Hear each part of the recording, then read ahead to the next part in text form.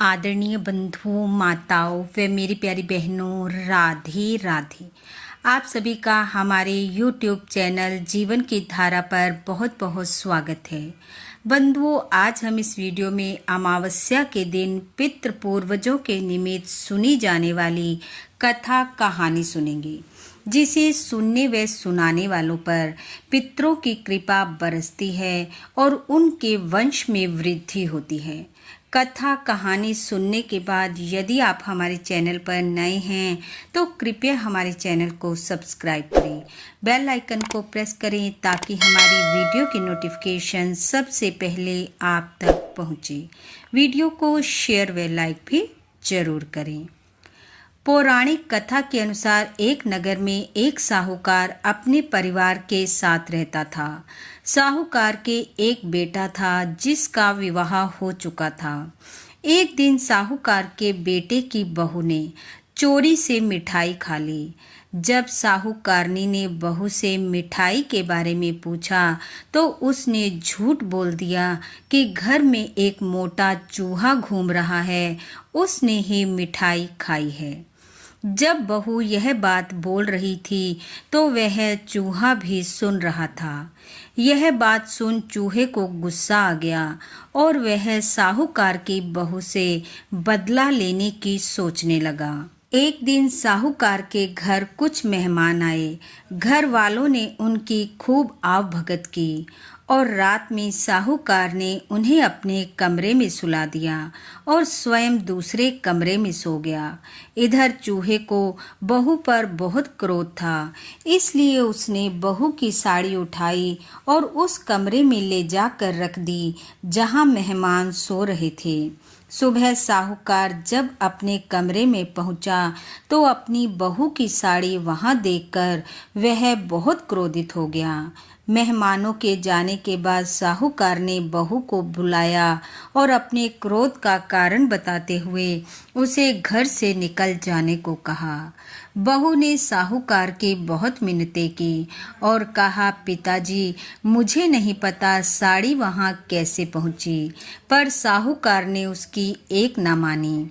तब उसने कहा कि पिताजी, आज अमावस्या है। मैं हर अमावस्या पर पितरों के लिए भोजन व पीपल में दिया लगाती हूँ। मुझे आज घर पर रहने दें, मैं कल चली जाऊंगी। लेकिन कहते हैं ना, जब समय खराब हो तो कोई नहीं सुनता।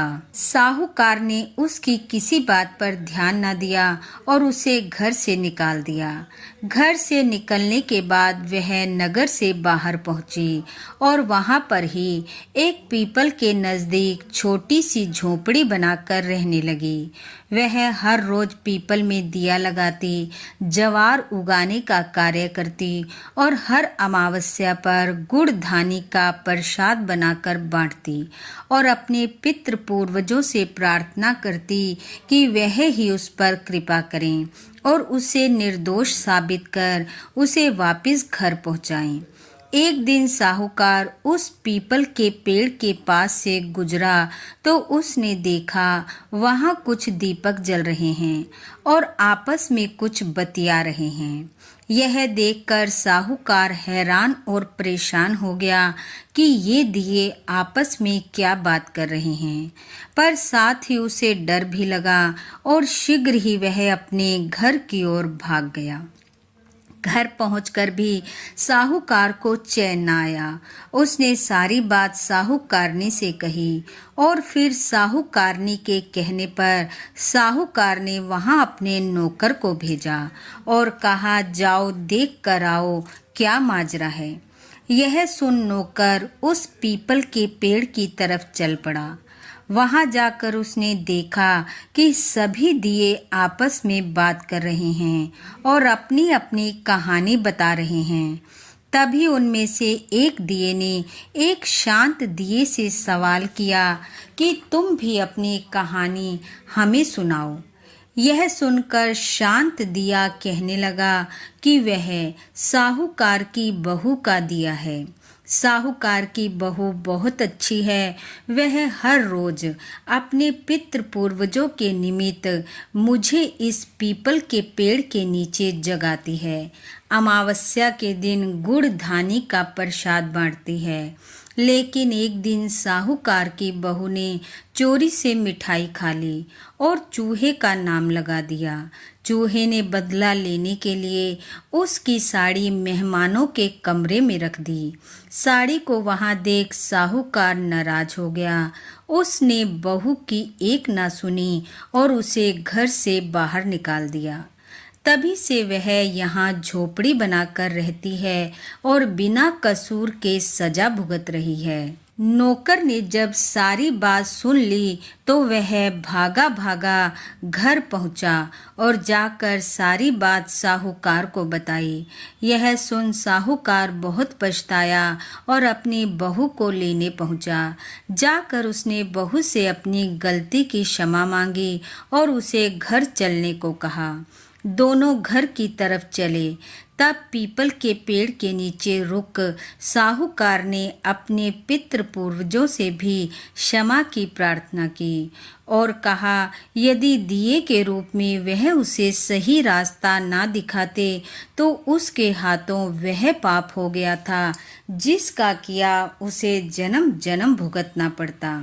तब साहूकार बहू को लेकर घर पहुंचा। अब वह पहले की भांति खुशी खुशी रहने लगे। बहू हर रोज पीपल पर दिया लगाने जाती, अमावस्या को प्रसाद बना भोग लगा सबको बांटती। शीघ्र ही पितृ पूर्वजों की कृपा से बहू को सुंदर और स्वस्थ पुत्र की प्राप्ति हुई और सब हंसी खुशी रहने लगे। बोलो अपने अपने पितृ पूर्वजों की जय। बंधुओं, आपके पितृ पूर्वजों की कृपा आप व आपके परिवार पर सदैव बनी रहे। आपका घर आंगन खुशियों से महकता रहे।